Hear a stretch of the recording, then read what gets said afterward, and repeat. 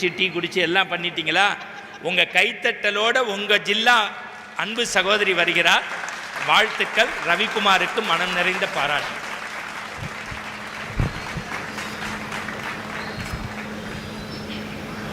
நித்தம் பல கோடி நாவிலே நடமாடி சித்தம் பல செய்து என் சிந்தையெல்லாம் விளையாடி புத்தம் புதிதாய் புவிக்கு முதலாய் பிறந்திட்ட என் பைந்தமிழே, நீ என்னுள் பிறந்ததால் தான் நான் விண்ணில் சிறகடிக்க முடிந்தது. கோடி கோடி வணக்கங்கள் உனக்கு, கொள்ளை கொள்ளும் இன்பத் தமிழ் எனக்கு. வள்ளுவன் வாக்கினிலே பிறந்து கம்பன் கைகளிலே தவழ்ந்து கண்ணதாசனின் காதலியாய் விண்ணுக்குள் மண்ணாய் மண்ணுக்குள் விண்ணாய் உனக்குள் நானாய் எனக்குள் நீயாய் வீச்சிருக்கக்கூடிய சத்தான தமிழிற்கு எனது கரம் சிரம் தாழ்ந்த வணக்கங்களை தெரிவித்துக் கொள்கிறேன். மரியாதைக்குரிய நடுவர் அவர்களே, நான் பெரிதும் போற்றி வணங்கக்கூடிய நடுவர் அவர்களே, அப்படி சொன்னா நீங்க டீயை வைப்பீங்கன்னு தெரியுங்க. போற்றுதலுக்குரிய பேச்சாளர்களே, சகை சார்ந்த அறிஞர்கள் அத்துணை பேரையும் வணங்கி, உண்மையிலேயே பண்புடையார் பட்டுண்டு உலகம்னு அழகா வள்ளுவர் சொல்லியிருப்பாங்க. இன்னைக்கு ஸ்ரீவில்லிபுத்தூருக்கு வந்த சந்தோஷம் என் பிறந்த வீட்டுக்கு என் தாய் வீட்டுக்கு போன சந்தோஷம் எனக்கு இருக்கு நடுவர். ஏன்னா நம்ம மாங்காய் நகரம்னா சேலத்தை சொல்லுவோம், தேங்காய் நகரம்னா பொள்ளாச்சியை சொல்லுவோம். நல்ல பண்பாடுடைய மக்கள் எங்கே இருக்கிறார்கள் என்று கேட்டால் ஸ்ரீவில்லிபுத்தூரைத்தான் கை நீட்டி சொல்லணும். அந்த அளவுக்கு மிகச்சிறப்பா ரசிக்கிறாங்க. நீங்க உள்ள இருக்க வர தாயுடைய பேரே ஆண்டாளுங்க. ஆண்டாள்னா நான் எப்படி பார்க்க தெரியுமாங்க? அவள் ஆட்சி செய்பவள், நாட்டாட்சி செய்கிறவள் கிடையாது.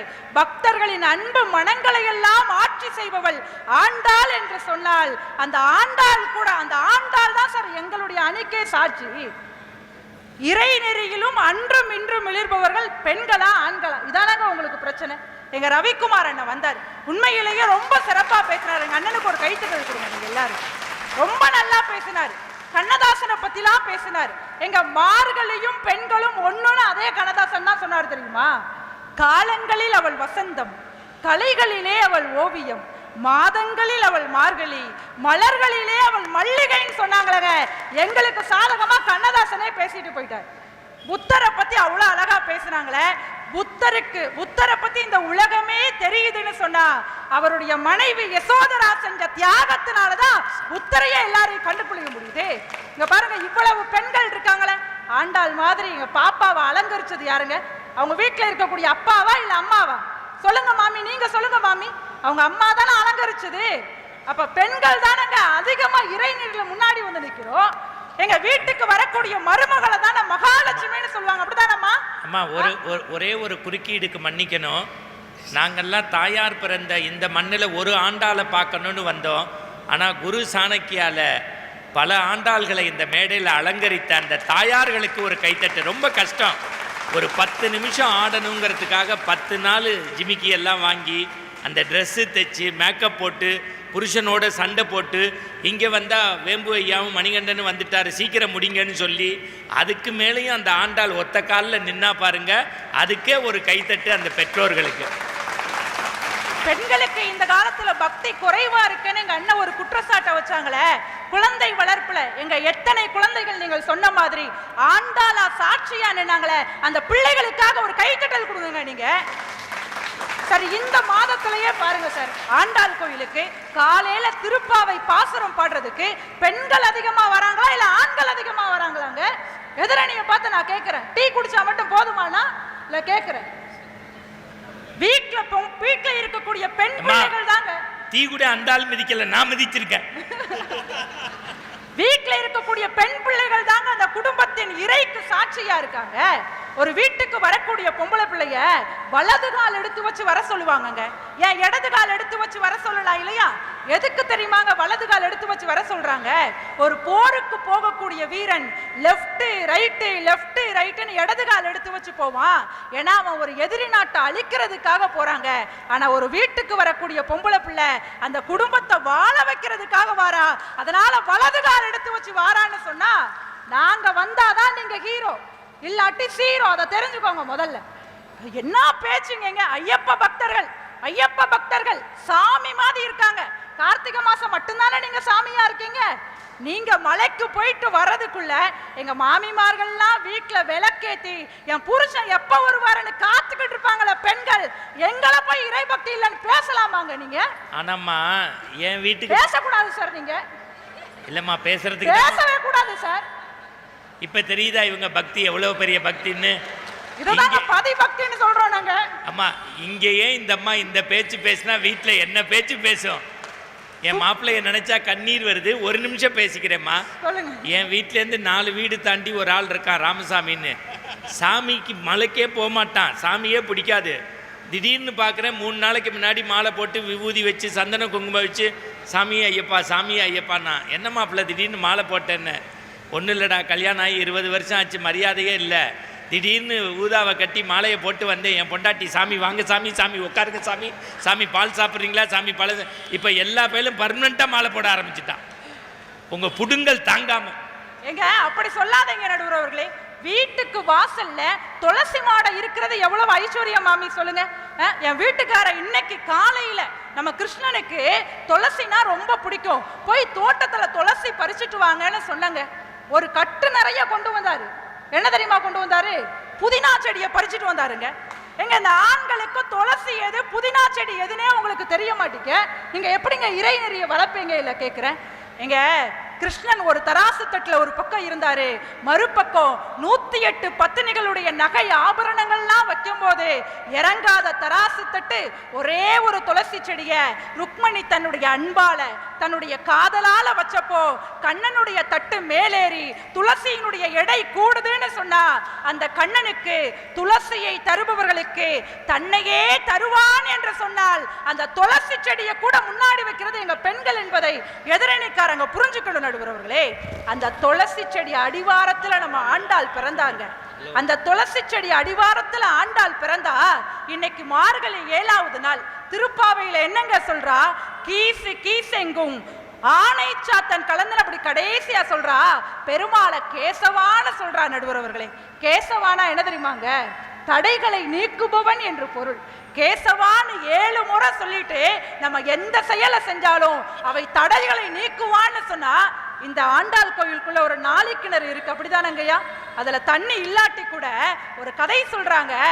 ஆண்டாள் சூடி கொடுத்த அந்த சுடர் மாலை அழகா போட்டுக்கிட்டு நம்ம கண்ணனுக்கு மேட்சா இருப்போமான்னு அந்த தண்ணிக்குள்ள பார்த்தாலா கண்ணன் தோன்றினானாங்க. எப்படி பிரகலாதனுக்கு நரசிம்மனா பெருமாள் காட்சி தந்தாரோ அது மாதிரி நம்மளுடைய ஆண்டாளுக்கு கண்ணனாக காட்சி தந்தார் என்று சொன்னால் பெண்கள் இறை சக்தியில குறைஞ்சவங்க நீங்க பேசலாமாங்க? இல்ல கேட்கிறேன். எத்தனை விஷயத்த சொல்லலாங்க. இப்ப கொஞ்ச நாளுக்கு முன்னாடி நவராத்திரி முடிஞ்சது. உங்களுக்கு கூட மகா சிவராத்திரி ஒண்ணுதாங்க சார். எங்களுக்கு 9 நாட்கள் மொத்தம். முதல் 3 நாட்கள் நாங்க துர்க்கையா இருக்கோம். நல்லா உற்சாகமா கை தட்டுங்க.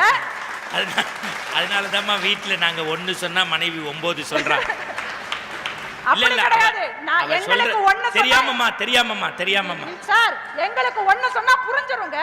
நீங்க 9 தடவை சொன்னாலும் உங்களுக்கு புரிய மாட்டேங்க. உண்மைதானக்கா?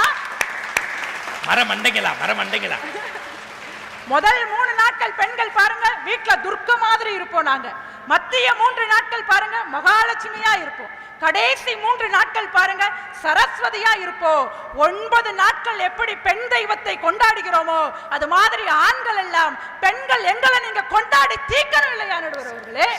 பெண்களை குறை பேசுதாங்க. இல்ல கேட்கிறேன். அதனாலதான் வள்ளுவர் கூட அழகா சொன்னாரு, தெய்வம் தொழால் கொழுநன் தொழுதலுவால் பெய்யன பெய்யும் மழைன்னு சொன்னா கடவுள் வெளியில எங்கேயும் கிடையாது, உள்ள இருக்காருன்னு தேசிய விநாயகம் பிள்ளை சொன்னார்.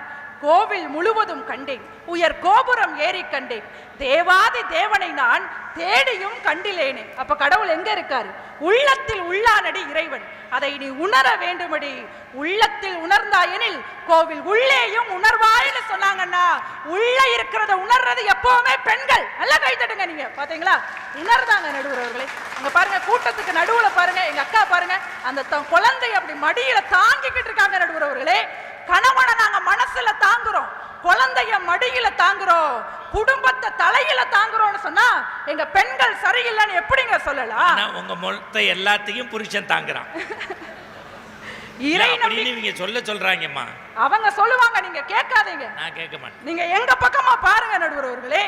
இறை நம்பிக்கை இல்லாத பிள்ளைகள் வேண்டுமானால் இருக்கலாம், ஆனால் தன் பிள்ளைகளுக்காக இறைவனிடம் வேண்டாத தாய்மார்களே கிடையாதுன்னு சொன்னா, காலையில எந்திரிச்சதோ திருப்பாவையும் திருவெம்பாவையும் தேவாரத்தையும் திருவாசகத்தையும் என் புள்ள படிக்கணுங்கிறதுக்காக தானும் படிச்சு மனப்பாடம் பண்ணி சொல்லி கொடுக்கிறவா நிச்சயமா வீட்டில் இருக்கக்கூடிய தாயாக மட்டும்தான் இருப்பாள் என்பதை நாம் புரிந்து கொள்ள வேண்டும் நடுவர்களே. இந்த பாவை நோன்புல திருப்பாவையில் இருக்கக்கூடிய பாடல்களை எல்லாம் நீங்க பார்த்திருக்கீங்களா? ஏலோர் எம்பாவாய்னு முடியும். எம்பாவாய்னா என்ன அர்த்தம் தெரியுமாங்க? அன்பிற்கினிய தோழியேன்னு ஆண்டாள் கூப்பிடுதான். தோழர்களேன்னு கூப்பிட்டுருக்கலாம்ல, எதுக்குங்க? ஏன்னா இறை சக்தியில முன்னாடி நிற்கிறது பெண்கள்னு ஆண்டாளுக்கே தெரியும். அதனால தோழிகள்லாம் வாங்க வாங்கன்னு சொல்லுதாங்க. ஏலோர்னா என்ன? ஏழு கூட்டர் ஓர். ஏல் என்றால் ஏற்றுக்கொள், ஓர் என்றால் யோசித்துப்பார். பக்குவமடையாத ஒரு ஆன்மாவை பக்குவம் நிறைந்த ஒரு ஆன்மா இறையருள் அப்படிங்கிற நீர்ல மூழ்கடிக்கக்கூடிய ஒரு நோன்பு தான் பாவை நோன்பு என்று சொன்னால். ஒன்று சொல்லட்டாங்க, நம்ம நோய் இல்லாம வாழணும்னு சொன்னா யாரையும் நோகடிக்காம வாழணும். அதை தெரிஞ்சுக்கோங்க நீங்க முதல்ல. அப்பார்ட்மெண்ட்ல வாழ்றது வாழ்க்கை கிடையாதுங்க. ஆஸ்பத்திரிக்கு போகாம வாழணும், அந்த வாழ்க்கை தான் நல்ல வாழ்க்கை. நீங்க ராமாயணத்திலேயே பாருங்க, ராமர் காட்டுக்கு போனாரு, பின்னாடி சீதை நானும் வருவேன்னு போனான். புருஷனை பிரிஞ்சு பொண்டாட்டி இருப்பாளா நடுவரவர்களே? முடியாது. 3 மாமியார் தொல்லை தாங்களேன்னு கிளம்பி இருக்கா. ராமன் மீது சீதை அளவு கடந்த அன்பு வச்சிருந்தாருங்க. அதனாலதான் அவங்க கழுத்துல இருக்கக்கூடிய மணிமாலை விழும்போது ஒவ்வொரு மணிகளும் ராமா ராமான்னு சொல்லிட்டு போச்சு. பாண்டே சார், இந்த செயினை இந்த மேடையில் அத்து விட்டான்னு வச்சுக்கோங்களேன், என் வீட்டுக்காரு பேரான ராஜா ராஜான்னு சொல்லிட்டு போகும் தெரியுமாங்க. அவ்வளவு அன்பு நடுவர் அவர்களே. நாங்க இறை பக்தி மட்டும் கிடையாது, கணவன் மீதும் பக்தி உள்ளவர்களாக இருக்கும். உண்மைதானக்கா? பாத்தீங்களா? உணர்ந்து கை தட்டுறாங்க மாமிலாம், கணவனையே தட்டுறாங்க நடுவர் அவர்களே. வாழ்க்கையில சந்தோஷம் வரணும்னு வச்சுக்கோங்களேன், பெண்கள் வீட்டுல சாமி கும்பிடணுங்க. சொந்த மதத்தை எல்லாம் இணைச்சிட்டு வீட்டுல ஏதாவது ஒரு பிரச்சனைன்னு சொன்னா நம்ம வீட்டு பூஜை அறைக்கு போய் வெங்கடாஜலபதி படத்துக்கு முன்னாடி 11 ரூபாய மஞ்ச துணியில முடிஞ்சு கட்டி என் பிள்ளைக்கு எல்லாம் சரியாகணும்னு சொல்லிட்டு சொந்த பந்தத்தோட திருப்பதிக்கு போயிட்டு வர்றது ஆண்களா பெண்களா நடுவரவர்களே? அந்த ஒற்றுமை யார்கிட்ட இருக்குன்னா பெண்கள் கிட்ட தாங்க அதிகமா இருக்கும். ராமாயணத்துல நானும் வாரேன்னு சீதை ராமர் பின்னாடியே போவா, பிரிவினும் சுடுமோ பெருங்காடுன்னு போவா. ராவணன் தூக்கிட்டு போயிடுவான், அனுமன் பார்க்கறதுக்காக போவான். பார்த்துட்டு வந்து எப்போதுமே சொல்லின் செல்வருக்கு ஒரு பழக்கம் உண்டு, ராமருடைய பாதத்தை தொட்டு வணங்கணுங்கிறது. ஆனா என்னைக்கு என்ன தெரியுமா செய்வாரு? சீதை இருக்கிற திசையை நோக்கி சொல்லின் செல்வர் அனுமன் வணங்குவாரு. அதை ராமர் புரிஞ்சுக்கிடுவாருன்னு சொன்னா, கண்டனன் கற்பிணிக்கு அணியை கண்களால் என்று கம்பர் சொல்கிறார் என்று சொன்னால், சீதைய மாதிரி இன்னைக்கு பெண்கள் எல்லாம் ஒழுக்க நெறி தவறாது இருக்காங்க. ஒண்ணு தெரிஞ்சுக்கோங்க சார், உங்க வீட்டுல இருக்கக்கூடிய பொம்பளை தலை குனிஞ்சு ஒழுக்க நெறியோடு இருந்தா மட்டும்தான் வெளியில வரக்கூடிய ஆண்மகன் தோளில துண்டு போட முடியும்னு சொன்னா, எங்க பெண்கள் என்னைக்குமே இறைவனாக கொண்டாடப்பட வேண்டியவர்கள் நடுவரவர்களே. பாரதி செல்லம்மாவை பத்தி எங்க அண்ணன் பேசினாங்களே, எங்க பாரதி என்ன சாதாரண மனிதனா? மற்ற கவிஞர்களுக்கும் பாரதிக்கும் ஒரு சின்ன வித்தியாசம் தான்.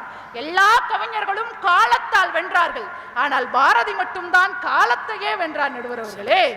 அவன் வான வெளிச்சம் அல்ல, ஞான வெளிச்சம் இல்லையா? பாரதிங்கிற யுக கவிஞனை இந்த உலகம் கொண்டாடுகிறது என்று சொன்னால், செல்லம்மாங்கிற மனைவி பக்கத்துல இருக்க போய் தானே அது நடந்தது. அதனாலதான் பாரதிதாசன் பாரதியாருடைய மனைவி செல்லம்மாள் காலில் விழுந்து வணங்கினாங்க சார். பக்கத்துல இருந்தவங்க எல்லாம் கேட்டாங்க, ஒரு பொம்பளை காலில் நீங்க விழுந்து வணங்கலாமா?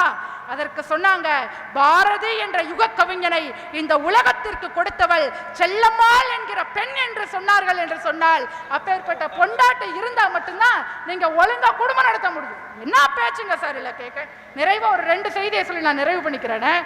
2 செய்தினா நன்றி வணக்கம்மா. இல்ல அதுக்கு முன்னாடி ஒரு 2 செய்தி. எங்க தொல்காப்பியத்துல 2 கேள்வியை அவங்க எதிரணிக்காரங்களுக்காக வைக்கிறேன்.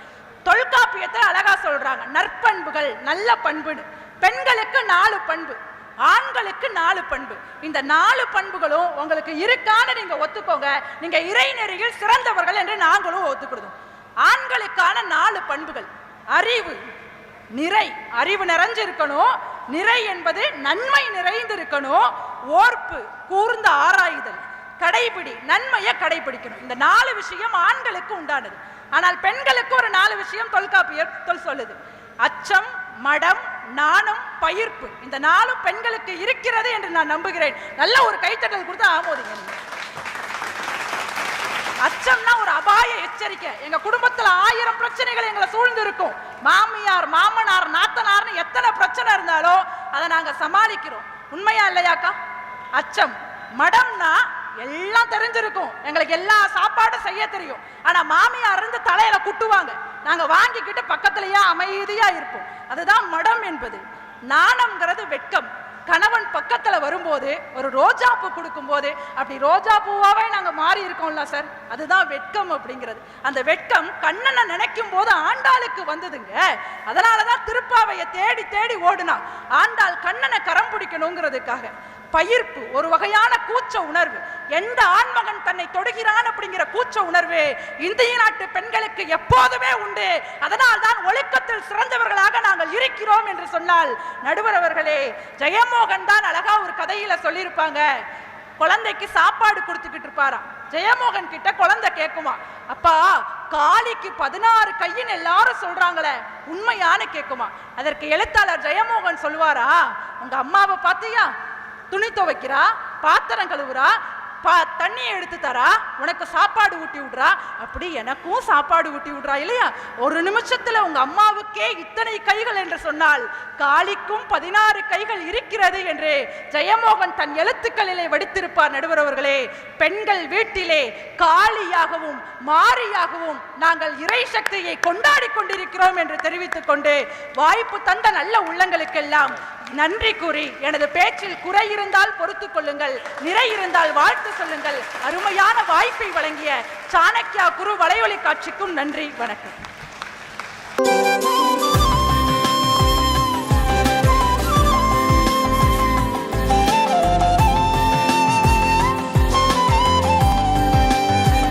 செலானி ஜுவல்லரி மார்ட், சென்னை, மதுரை மற்றும் புதுச்சேரி. இப்போ நீங்கள் அருள் கூர்ந்து என்னோட வந்துடணும். முதல்ல சகோதரிக்கு ஒரு நல்ல கைத்தட்டு கொடுங்க. பொதுவாக மேடைகளில் பேசுகிற வழக்கறிஞர்களுடைய குறிப்பை ஒரு நடுவர் எடுக்கக்கூடாது. ஆனால் அவங்க அனுமதியோடு நான் எடுக்கிறேன். ஒரு 10 நிமிஷம் பேசுகிறதுக்கு எவ்வளவு விஷயங்கள் குறிப்பு எடுத்துகிட்டு வந்து ஆண்டாள் விஷயங்களெல்லாம் தப்பு இல்லாமல் சொல்லணும்னு கலர் கலராக எழுதிட்டு வந்து, அப்போ என்னென்னா படிக்காமல் மேடைக்கு வரக்கூடாது என்பதற்கு அடுத்த தலைமுறைக்கு என் அன்பு தங்கை ஒரு எடுத்துக்காட்டு, ஒரு அரங்கு நிறைந்த பாராட்டு. திருநெல்வேலியிலேருந்து இங்கே